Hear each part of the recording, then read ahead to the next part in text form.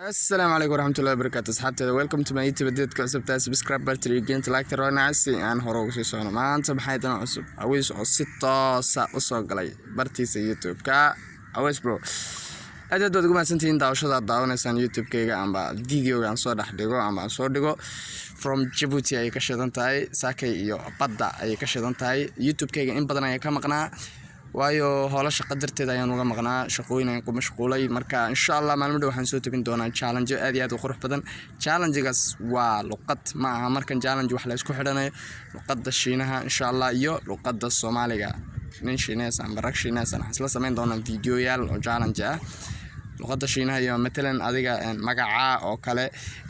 xagee tagaysaa maxaa la yiraahdaa wax ma cuntay biyo iyo cabi waxyaabahaas oo kale aan soo tabin doonaa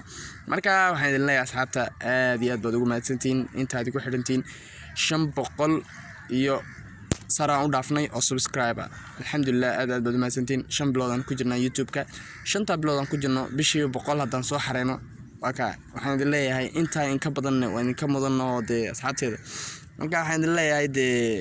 subscribe-ka lagu soo yaaco inta bila subscribe-ka nagu daawato aan tusi doonaa qaar bila subscribe nagu daawada jiro subscribe-ka hala saaro Gmail hala sameysto marka waxaan idin leeyahay asxaabay challenge-yadaas markaan soo tabino share gareentana waa xaqina luqadaha idinka caawinaysa marka matalan aad Shiinaha tagtaan oo dhulalka kala tagtaan waxaa imikana badan joognaa badda marka nal daawada aad xilli qurux badan baa jirta laakiin just way cadaatay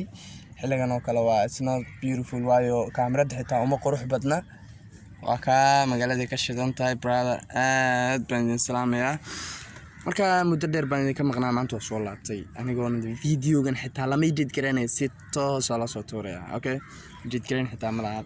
marka aad baan idin salaamayaa maanta waan idin ku soo celceliyaa muddo dheer baan idin ka maqnaa salaanta waa muhiim weeyaan waa muhiim